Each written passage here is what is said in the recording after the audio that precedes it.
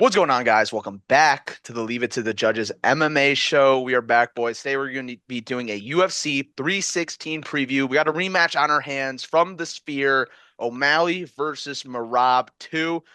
Now, the first fight, it technically was like 3 rounds for Merab, but Merab pretty much dominated the fight. The rounds that Merab won, he completely dominated. O'Malley had nothing for him. O'Malley hurt him in the fifth with a body shot, but even then, Merab was on his ass, clearly won in dominant fashion. This is a new fight. Merab has beaten Umar since that rematch. Sean O'Malley has had surgery since the rematch. This is his first fight back. I believe it was a labrum, something with his hip. But regardless, guys, how are we feeling going into this rematch at 135? Excited. I feel excited for it, man. It's always good to see the Sugar Show in there. Marab always puts on a performance, you know what I mean? We know it's not going to be a bad fight by any means. So, especially, coming off this weekend's snafu with the Aaron Blanchfield, Macy Barber shit, I am looking forward to a solid main event with some good name value. So, it does have the benefit of, following something that was pretty ass. Um, in terms of like what do I expect from the actual fight, I don't know what to make of Sean's surgery. The fact that he wasn't maybe fully healthy going into that fight. I try not to put too much stake into it when these fighters claim injury after these fights, just because even though it's true, um, I don't like to just look at that and be like as a reason to predict that this fight's gonna have a different outcome. I do think that if that is true, it does bode well for O'Malley. We've seen that he basically had nothing off of his back in that first fight. Um, Maybe if he has a little bit more explosiveness in his legs, he might be able to, stop some more takedowns or maybe get back to his feet a little faster, get back up a little bit more. I think the fact that this is his first fight since Marab, is basically a rematch for him. Even though Marab, has gone on to have another fight in between, that does bode well for him. You're training for the same guy. He's felt what it's like in there, so I think that he has a better chance of winning this than he did the first one. But I mean, I don't know if it's enough to predict him to win necessarily. Yeah, I mean, I'm pretty excited for the fight. I know it's been getting a lot of heat by a lot of MMA YouTubers and the community because of how the first fight went. But who else are you gonna put up there right now? I mean, Corey Sandhagen just had a fight. I mean, people are, dick riding Jan for some reason now, even though what's he done really? And he got destroyed by Merab even worse than O'Malley did. And then you got Umar who just lost to it. So I don't know, lost to him. So I don't know why there's so much complaining about the rematch. I guess I mean O'Malley has the star power. He's an exciting fighter to watch. He can actually throw spinning heel kicks, something I don't think Jan can do. There's just a lot to desire about this fight. I think O'Malley's one of the few people, actually the only one in the division I think right now that can clean knock out Merab anytime in the fight. I think he's the only one that could do it. But I will say the fact it's only been a year later, this is very reminiscent of like DDP versus Strickland being a year later. I don't know how much O'Malley can really change the fight in that period of time. Except just being a little more active in the fight. I think he was a little hesitant last time. I expect him to fight a lot better, I think, but it's just gonna be, I think, the same thing. Merab is just gonna get this to the ground, probably not have the best control, but he's gonna kind of win a shameless, keep taking him down kind of fight. And his cardio is very on point. He's never gonna get tired. It just feels like Merab's gonna, and that's probably why the community is mad at this fight. But it's like there's no one else there. Yeah. There's no one else there. No, I agree with you. Like people getting upset about this fight, like he doesn't deserve it. I guess in like He doesn't technically deserve it, but you said it, bro. He has the star power. Like this is the UFC. Like this happens all the time. Petr Yan, yeah, he's coming off 2 wins, but he got obliterated by Merab, like bad. And Sandhagen's coming off 1 win, and he's gonna get the next title shot. So I don't know what people are complaining about. Yeah, it's not ideal, but and it's a fun rematch. Like I like these two personalities. The first fight wasn't great. I think this fight will be better. I think it will be more competitive. Um, One thing I will say, that I was impressed with O'Malley about in their first fight is that even though he was basically grapple fucked for largely 5 rounds, he still in the fifth round had cardio and was kind of pushing forward, hurt Morab. So that shows that at least even in a fight where like things are going just about as bad as they could be going for him, he still has like grit and cardio and doesn't quit on himself. I've seen a lot of fighters in that position just fucking fold up and just try to survive to the bell. He didn't do that. He was always trying to fight Marab. Um, I think that the fact that he did have success at the end of that fight will bring some momentum going into this fight where he's like, I know I can hurt him type shit. I've done it before. I just have to kind of start earlier. Um, and I think that the fact that he basically knows already like what fighting cautiously will get him, which is wrestle fucked anyway. I think that he's gonna have a bit more urgency when he's on the feet. Like, okay, when I'm on the feet, rather than just being so petrified and trying to be quote unquote defensively sound, maybe I might just try to like hurt him and actually make these takedowns harder. Maybe bust him up. Maybe get a little. Maybe get some blood in the fight. Maybe it's a little more slippery. I can I'm a little harder to control. I just think that like he should know that the cautious approach that he used in the first fight didn't really serve him that well.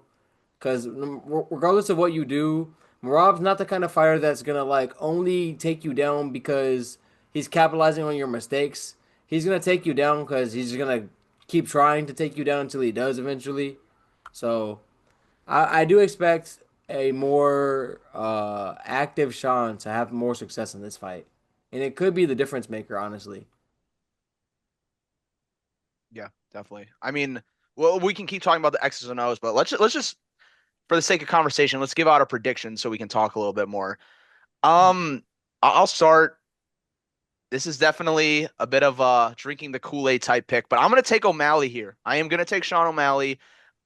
I hate that I'm saying this, but I truly believe like the hip excuse was legit because literally like the same week after I think he got surgery, and there is a lot of room for improvement for O'Malley here, and Merab, as dominant as he is, he can't find finishes, and I feel like a guy who can't finish fights versus a guy like O'Malley, he's going to get caught eventually. And especially, he got caught in round 5, and that was a terrible performance. Like you were just highlighting, Xavier, I think O'Malley is going to be much more aggressive. He's going to go head hunting out there. And Merab doesn't cause a lot of damage when he's on the ground. Like you said, even after getting smothered for 5 rounds, O'Malley was still able to find damaging shots. He was never completely gassed. Am I drinking the Kool-Aid of the whole injury thing? Yes. But I'm going to take O'Malley here, and I think we're going to get a trilogy down the line. Yeah, I want O'Malley to win. I'm gonna root for him. Fuck Ray Longo's team and whatever they're doing. But but I gotta go Merab. He actually seems like the only one out of that gym with real talent. And the cardio is just insane. I mean, I'll give O'Malley credit. You are right, X. I do like that O'Malley's cardio did hold up that entire fight, unlike a lot of other people who have fought Merab in the past. So that is very positive going into the fight. But yeah, it's just like a year later, it's gonna be the same. Like O'Malley's probably he's gonna be more aggressive, but he's definitely gonna be on the counter striking. I can see O'Malley winning, but you gotta go with Merab right now. I'll take him by decision, of course. He can't finish anybody. Yeah, shit. My mind's telling me Morab again. Maybe 2 rounds to three. Well, I'm gonna pick with my heart this time, man. I think that I can just see Sean O'Malley hurting him, and even if not finishing him, maybe getting a cut or something, something that like damages him a little bit more.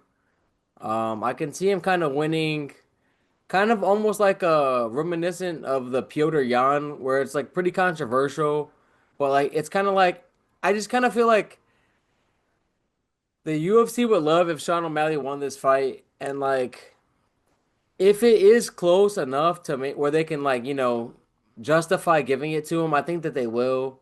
I think they're gonna if he can like, put some more output out there, even if he does end up getting, maybe striking half the round, getting control of the second half, but Merab doesn't do very much. I could see them just kind of like, well, efficient striking, and then they just kind of give him rounds that even though like we might think that he honestly lost, but like as long as O'Malley can put out some more output where you can justify maybe giving him rounds here or there, I can see like some kind of splitty, shameless decision here.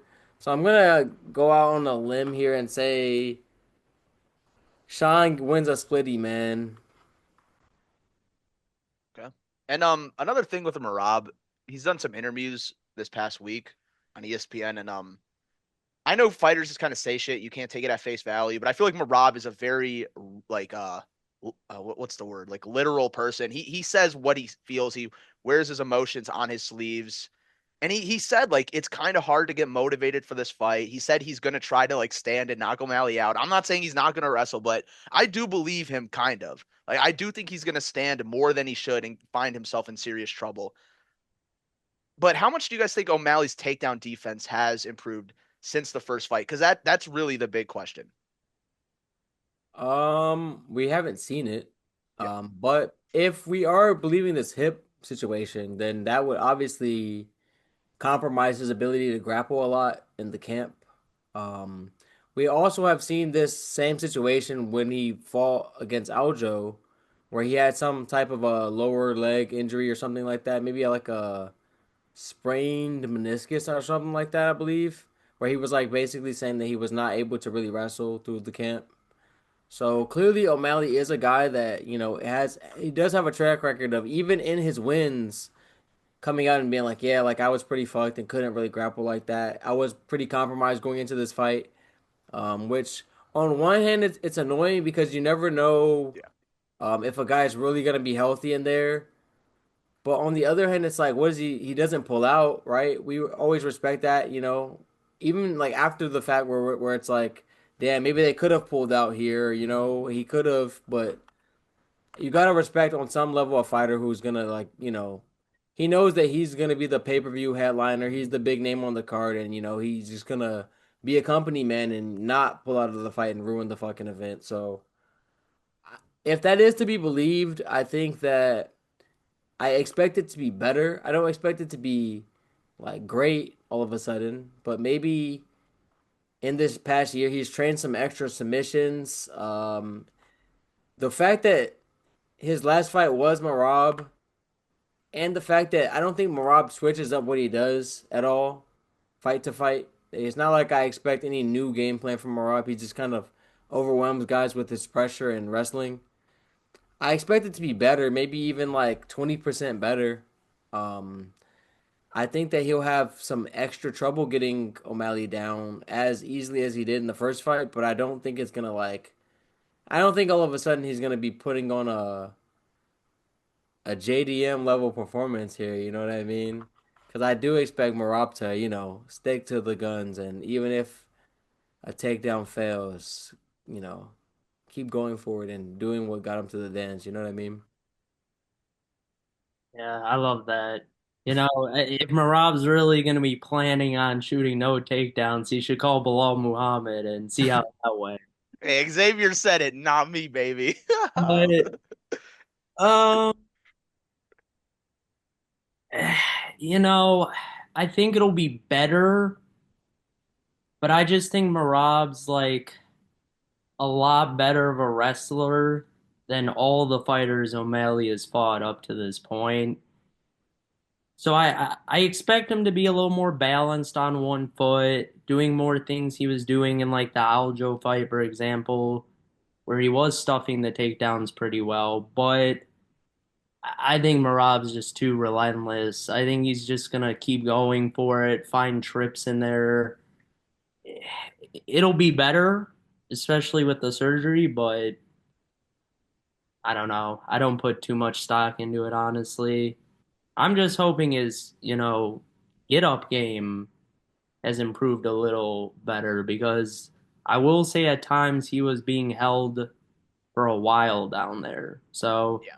as long as he improves there, I think there's a good chance he can win this fight actually. But if it's kind of the same where he's getting taken down and held there for at least 2 minutes at a time, it's gonna be a long night for him again. Yeah, that's fair. And O'Malley has a lot to lose here. If you lose to the same guy twice in a title fight, you're kind of screwed. He's kind of touched on maybe moving to 145. Like I said, if O'Malley wins, they'll run the trilogy. If Merab wins, they'll run Sanhagen. What do you guys think will happen if O'Malley loses this I fight? really disagree with you, Ed. I don't think he On has what? a lot to lose, to be Oh, honest. really? He shouldn't even be getting this fight. I mean, if he didn't take this fight, right, like where would he be if not in the same position where it's like if they didn't give him this rematch, then he would have to basically wait till someone else beat Merab eventually, and then he's gonna be right back in there. He is the biggest star in the division, and I think that the UFC has a decent track record of showing us that like if you're a big enough star, and it's not like Merab didn't clean out the division too, where it's not like anyone's gonna fault him for losing to Merab, where it's like Merab just beat Umar, so I mean. At this point, Merab stock and like even to the most hardcore of fan, like is as high as it ever will be. So I don't think anyone's gonna like fault Sean or be like, oh, Sean can't get another title shot against someone else Okay. if he loses this fight. You know what I mean? I just think that he's just gonna be in that, Rob Whitaker position, that Gustafsson position where it's just kind of like the Kobe Covington position where it's like, okay, you've lost twice to the champ, but like the second that there's new blood at the top of the division, you can get another shot. That Gaethje position, you know what I mean? Where it's just kind of like he's always gonna be like hovering around like one or two fights away from a title shot. I think. Okay. I don't think that this would like. I don't think he has to leave the division or anything just because he loses. I think that there's also other fights in the top 10, such as a Sanhagen fight that he could, explore. So I think that there's other fights. I don't think that he needs to move up to 145 right now. Okay, yeah, that's a fair take because he is a huge star. I guess it's just in terms of like title shots if Merab stays on top. But yeah, he'll still be relevant and a star. I also think Marab's old, man. Like He's a little older. one way or the other, like Marab shit is gonna come to an end, like within the next couple years at least. Like Shadow O'Malley's what, 28, I 30, believe. I think. Even if he's 30, like But yeah, he's under. Yeah. I'm He's saying, like young. he has enough time to wait out Marab's reign and then challenge the Okay, next guy. I would say. that's a fair point. I think there's a banger with him and Umar down the line for that title for sure. Yeah, that's true. And I would also add on to that, like Marab's biggest gift is cardio, and age will always beat that cardio, no matter what. Like, there's no chance he can keep up this pace for the next 3 years. It's physically, I think, impossible. How Yeah, But old is Merab? 34. Let's see. Yeah, 34. Yeah, he so I like could a see that. Yeah. he like a old 34 too. Like he been in some wars, man. He been in there a long time. He's not a spring chicken 34. All right, boy. All right, guys, let's move on to this co-main event. We stick at 135, but we're going to the women's side of things. Champion Juliana Pena defending her belt against number two Kayla Harrison, minus 625 favorite. How is she number two? I don't even know who number one is, but a lot of trash talk between these two women. ESPN just released an interview between the two, and they were going at it. Pena was kind of giving it to Harrison, but it all matters what happens inside the cage. Juliana's been in this position before, and massive underdog gets the upset. Are we in tune for another massive Pena upset, or is Harrison going to claim what's supposed to be hers? She Uh, gonna claim it. yeah, I think that we all know what the fuck about to happen. And honestly, as unimpressed as I was with Harrison's last performance against Ketlin Vieira, judging by how good Vieira just did on Saturday against Macy Chiasson, like that definitely did kind of make me rate Harrison's win a little better than I did. Because Vieira is strong as fuck. Um, and even though like there was like a weight miss and shit with this fight, and like they moved it up to 145 and shit, so she definitely had like that advantage. But just how strong she looked in there in that fight, it did make me a little bit more understanding about why Harrison had as much trouble getting her down as she did in that fight. She's just a strong big bitch in there, man. Like shout out to her. So that kind of gave me a little bit more faith that Harrison may have just fought a tough girl as opposed to just looking as bad as she did in there. I kind of expected her to run over Vieira, and so when she didn't, I was kind of like unimpressed with the win, but now this win made me kind of rate Ketlin a little bit higher, so I definitely think that she's gonna if she doesn't die on the scale, like her biggest enemy is the fucking scale here. Yeah, Like that's once she facts. beats that scale, she's already the champion to me. Um, Now I'm not gonna say that, obviously we've seen Juliana perform a miracle before, and maybe she has one more rabbit in the hat, but I highly don't think so. I highly doubt it, man. Harrison, UFC Women's Bantamweight champ, has been destined for a long time, and it finally comes to fruition like on Saturday. It's an easy and new for me. I'm not gonna lie. Like, I just don't think Juliana Pena is that good. Like, from everything I've seen, just rabbit punches on the feet. And by the way, this whole thing's on the feet. Get ready for an ugly fight, y'all. Like, I cannot imagine what kind of striking these two are gonna pull out if this somehow stays on the feet. That will be interesting. I think a much closer fight. Facts. But it's just gonna turn into a wrestling match, and you're gonna you're either gonna go with Pena, who is a decent MMA wrestler, decent. She doesn't even seem great.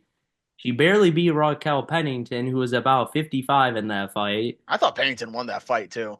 and literally lost the fight too, and she won the scorecards. Kayla Harrison, and then we go to Kayla Harrison, gold medalist, one of the best wrestlers in MMA, women's wise, especially at her size. I mean, and X is right. Like, the only issue I have is her making weight and the weight cut that she's going to have. But she seemed to like handle it pretty well so far. So like, if this just turns into a wrestling fight, which I think it will, Kayla Harrison is going to steamroll her. I don't think it's actually close, to be honest, if that's the fight we're gonna get, which I expect. I think honestly Juliana Pena should want to keep this on the feet, surprising enough, but I just don't think it will be there. I'm just not impressed with Pena. She keeps talking all this crap. She learned from the school Bilal Muhammad, and look where that got him. No Rain Muhammad. So I honestly just don't. I want her to lose as well. I don't like her.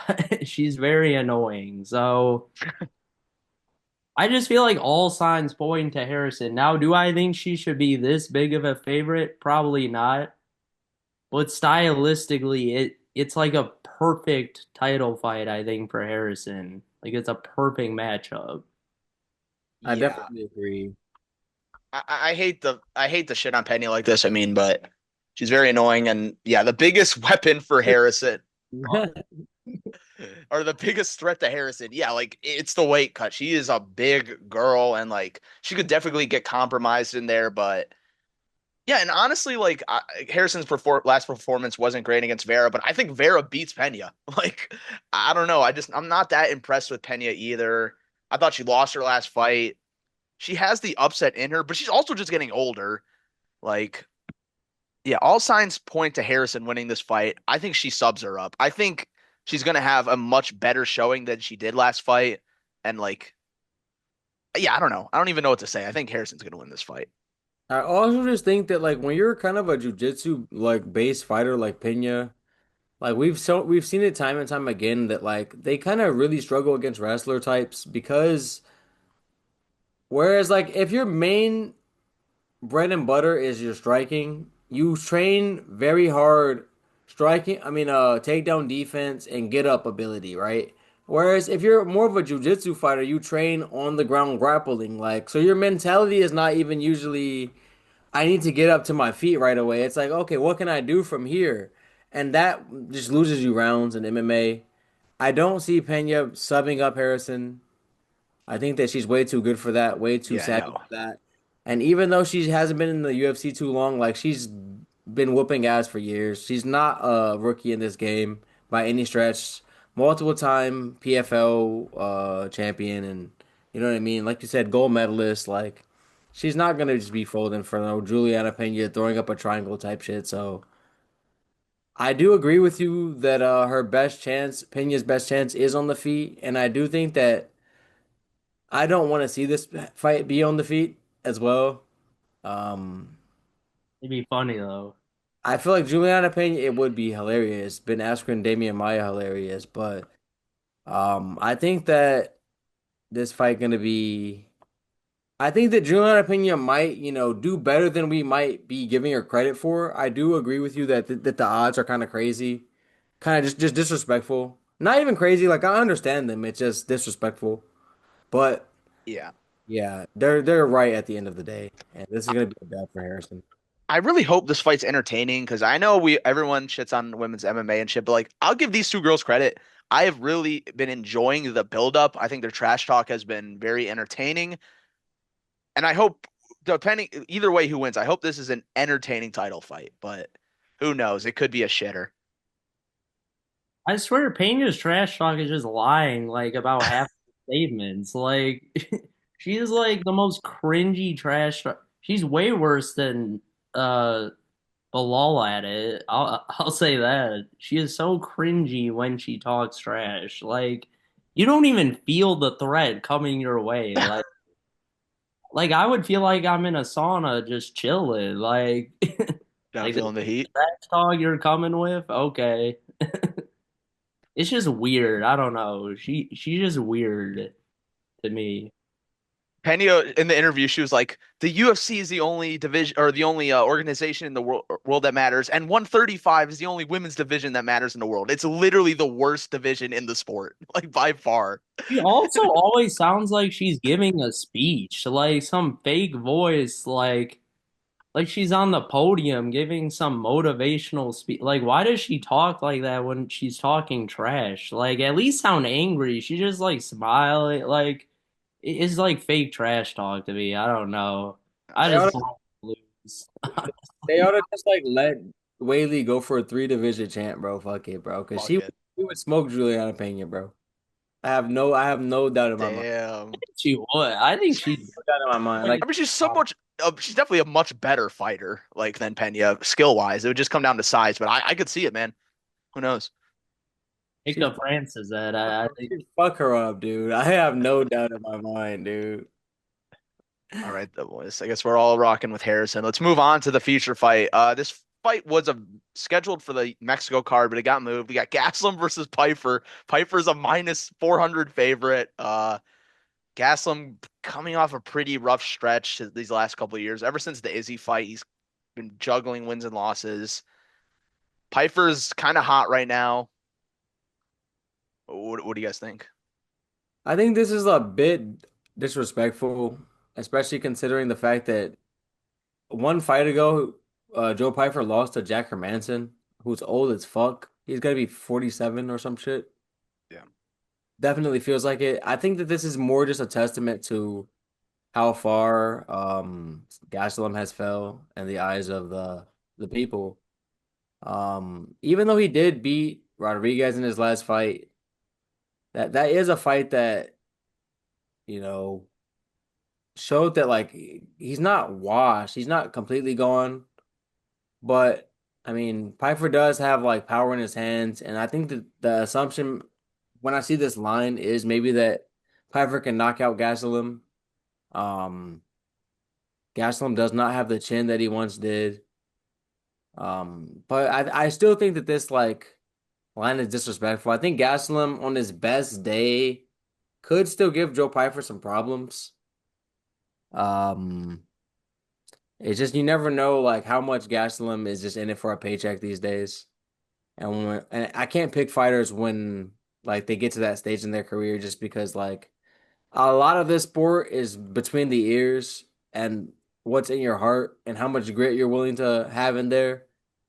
And I think that I've seen Gastelum give up on himself, whereas Piper tends to like not. I think Piper has more aspirations for himself. He's still overall on an upward trajectory. So I'm gonna pick Piper, but I'm not gonna be super surprised despite this line. Like if Gaslam were to just like pull out a vintage performance and actually try and be in shape and shit and win this fight.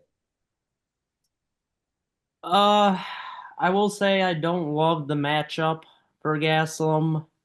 Joe Piper is very big, long range, has KO power. Um, Cardio's pretty decent. I will say if this was a 5 round fight, I would definitely think about taking Gaslam. But I think the fact that it's 3 rounds, Gaslam hasn't won in a well, he did win his last fight, but his last 3 wins are Daniel Rodriguez, Chris Curtis, and Ian Heinisch, who is out of the UFC and has been out of the UFC for a while. Um, they're just not that impressive of names to me. I think Joe Piper is better than all those guys. It just feels like a tall order, especially how he's been fighting in the last few years. I think he'll definitely. I think it is a lot closer than what the odds say. I think he'll have his moments, but this fight, I mean, it's gonna be on the feet the whole time. I just think Joe Pyfer is the better striker of the two as well, and I think he gets it done. Either TKO or decision. I do think the line's a little crazy, but Gaslam's starting to get up there in age now. Hasn't been doing well in recent fights. It just feels like a fight they kind of gimmied to Joe Pyfer. Yeah, definitely. Yeah, I'm gonna agree. I'm gonna take Piper on that one. Okay. Um, let's move on though. This is a really exciting one, actually. I'm pretty pumped for this one. We got Mario Bautista versus Patchy Mix making his UFC debut. His last fight was in October of 2024. So it hasn't been that long. Mario Bautista, of course, coming off that infamous Aldo performance. Say what you want, but he's been doing well, Mario Bautista. Patchy Mix, a lot of unknowns. I haven't really seen a lot of his fights. I haven't really seen any of them live, but he's this guy's a gamer, man. He's 20-1 overall and former champion in Bellator. What are you guys seeing going into this fight? I think that a lot of this line, I mean, we're not seeing it here, but a lot of this is just based on Patchy Mix, like people, the crowd just not being familiar with him. Um, and I think that this is, coming into the UFC, fighting a ranked guy. We have seen it go wrong in the past, but we have seen it go right, man. Most recently with Renier de Ridder, man. So Yeah. I think that this is going to be another one of those situations where Patchy Mix comes in. His only loss on his record was like years ago to a Juan Archuleta, who, you know, decent fighter at the time, like way more experienced guy at the time. Um, just caught him lacking. But outside of that, he hasn't lost.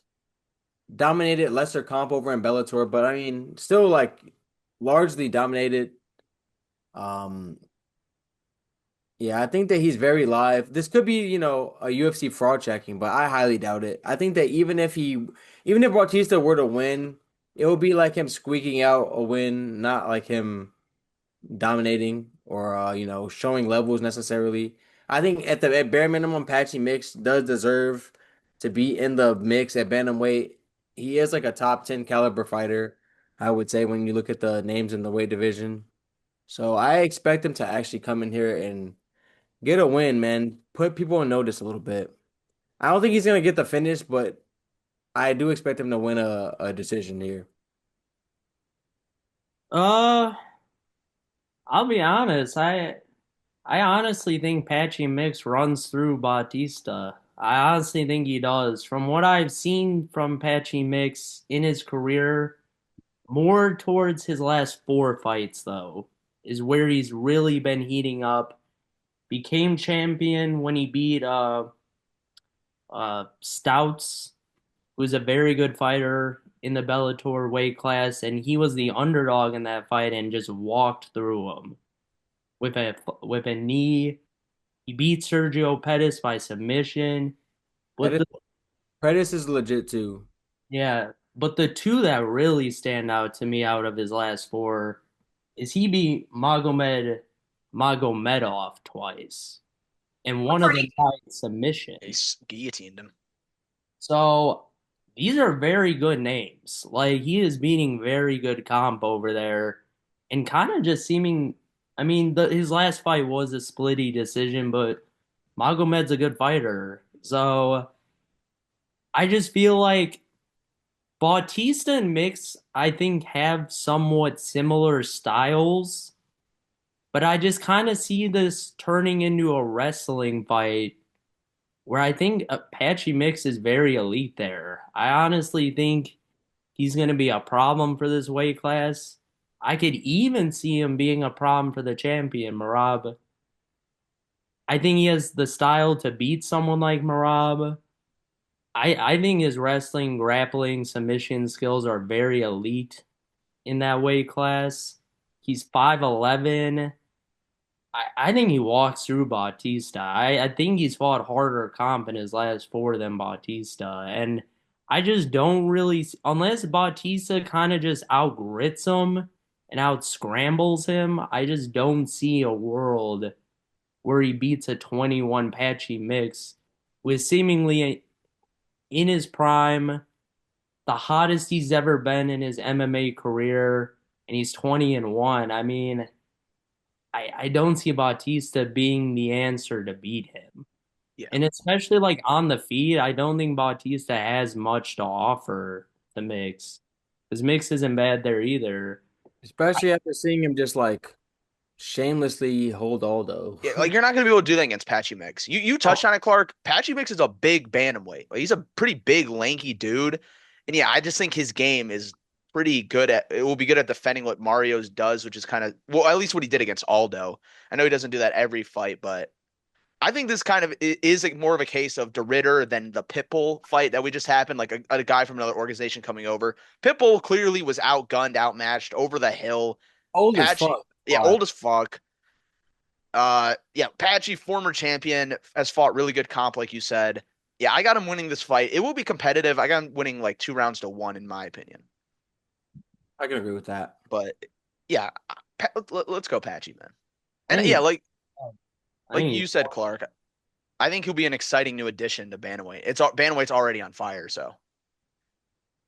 All right, let's move on to the opener of the card. Kevin Holland versus Vicente Luque. Holland, a minus 225 favorite. He is coming off the dub against Gunnar Nelson. Luque, I believe he lost his last fight. Oh no, he won his last fight. Um, Holland, a pretty heavy favorite. I'm personally gonna roll with Holland here too.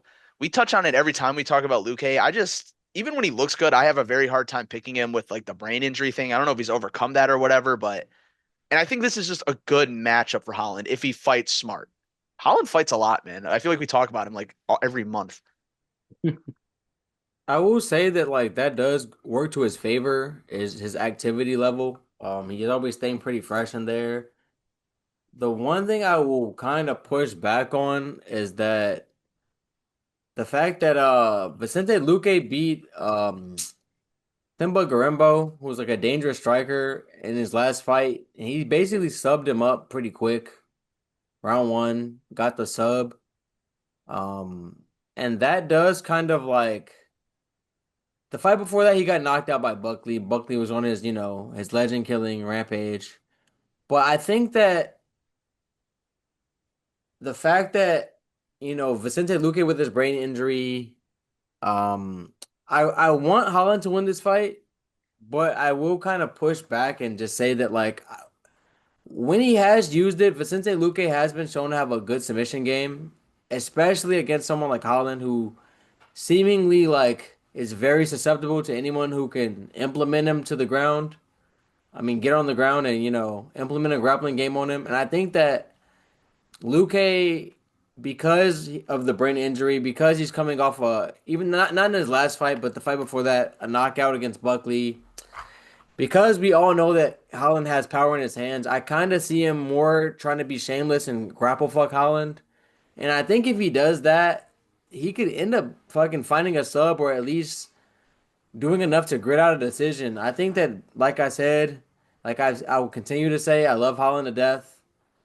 You don't know how motivated he ever is. Yeah.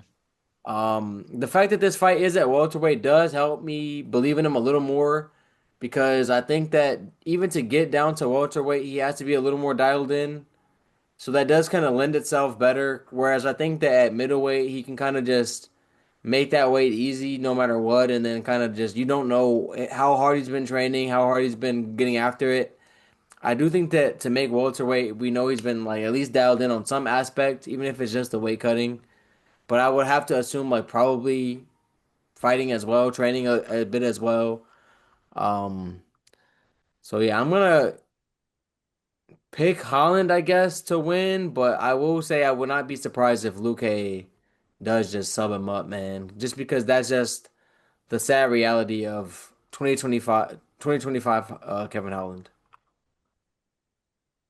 Yeah, you said it right there. That's why I'm taking Vicente Luque as a dog here. I see a path to victory for him in this fight, the similar way he did to Themba Gorimbo, which I thought was a very impressive win. I thought Themba was gonna chin check his ass. Yeah, and the fact Luque went out there, you know, how old's Luque? 33, okay. Not that old, but in MMA years he's fucking old as fuck. Um, Look, I wouldn't be shocked if Kevin kept this on the feet and, just beat him on the feet. He will win a striking fight versus Luque in the state that he's in. I kind of want Luque to retire. I don't think it's good for his health, but obviously he's a fighter. He's used to these kind of things. And he's not that old, so it's kind of hard to tell him like retire at 33. But, Yeah. you know, But I gotta go Luque, honestly. I think there is a path to victory here. And I do think Luque is a pretty strong and big boy for a welterweight in some cases, and I could just see him getting Holland to the ground in this fight multiple times. And he like you said, X, he does have a very underrated good submission game when he puts his mind to it.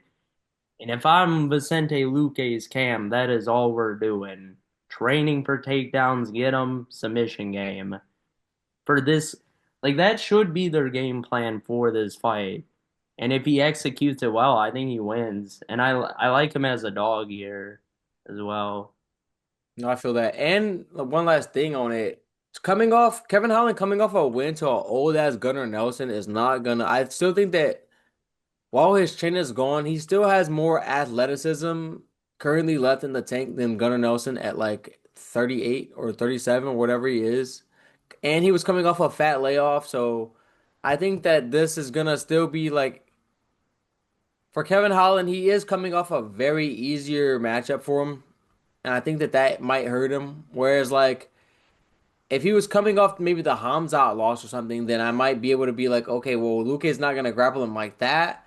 But if you're used to Gunnar Nelson slow as like Luke might just be able to get him down and snatch up something a lot quicker. So you might be swaying me, but I do think that if he comes dialed in, then he could like keep it on the feet, maybe for 2 rounds and then survive one on the ground, maybe type shit.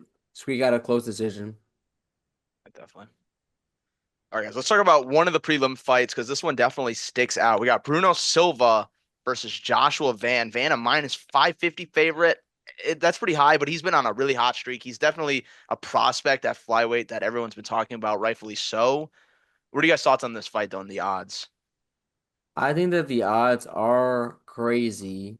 I mean, Silva is coming off a knockout to Memo Cape, but he is Cape, you know what I mean? And he does have a lot of power in his hands.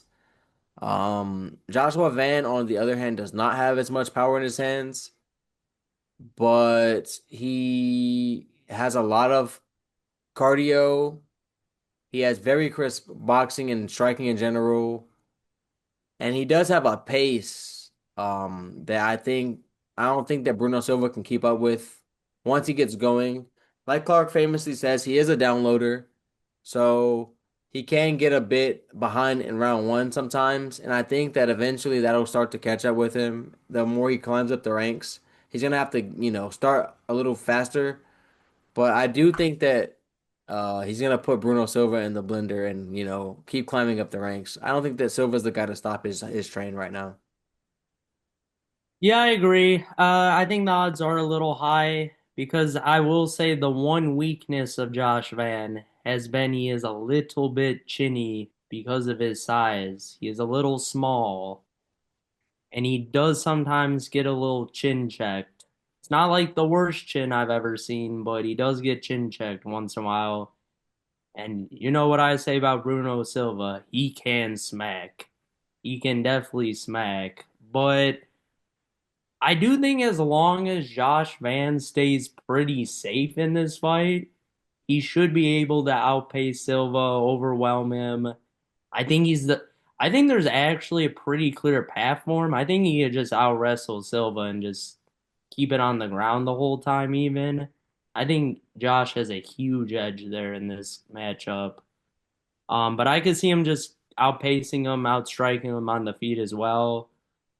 I do think he'll be going a little more early in this fight because I do believe Bruno is a counter striker as well. So I don't think Bruno's gonna bring the fight to him at first. And Van, I mean, as much as he does download, he has had quick starts. Just like in the Sharas fight, that was a crazy fight where both guys were getting at it right away. Um, yeah, I think Josh Van just wins this fight. I think probably by decision. I don't think he finishes Silva, especially in a 3 round fight, but I think he does overwhelm him. Probably a 30-27, honestly. Maybe drops one round, of course, as he sometimes does, but I think he wins. All right, guys. Before we wrap things up, give me a performance of the night bonus and a fight of the night predictions. One apiece. Mm. I think Kayla Harrison's gonna get a performance bonus. I anticipate she kind of has her way with Juliana Pena. Even if it's not like I can honestly see her getting a finish in this fight if it off accumulation over time. Maybe finding a sub late round four or like maybe even round five. Um, I think she's gonna just dominate Juliana Pena and get the performance bonus. Fight of the night. Hmm. Looking.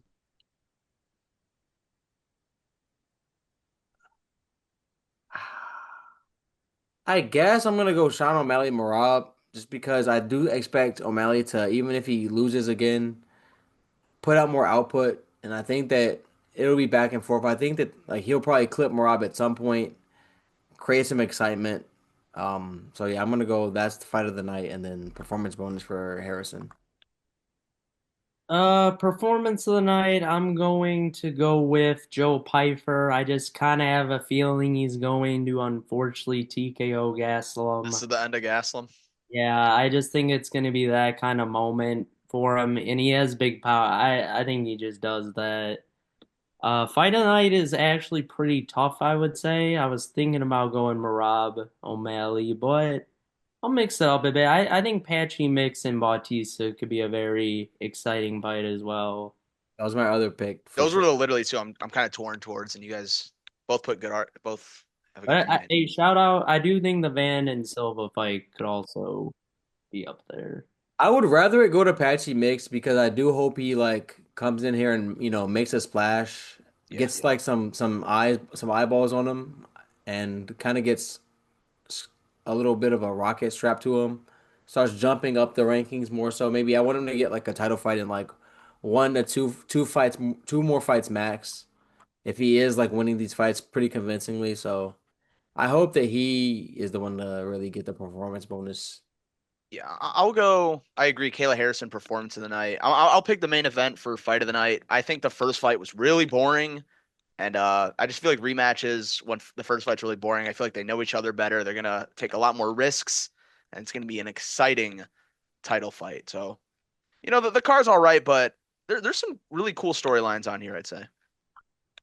Yeah. Yeah. Coming off coming off what the card we just had, like I can't wait for this motherfucking card. Yeah, yeah, facts. But this is the first pay-per-view of the summer officially. So hope you guys enjoyed our preview. Please let us know what you agree with and disagree with in the comments. Make sure to check out the TikTok and our future videos coming out, and we'll see you in the next one. Peace.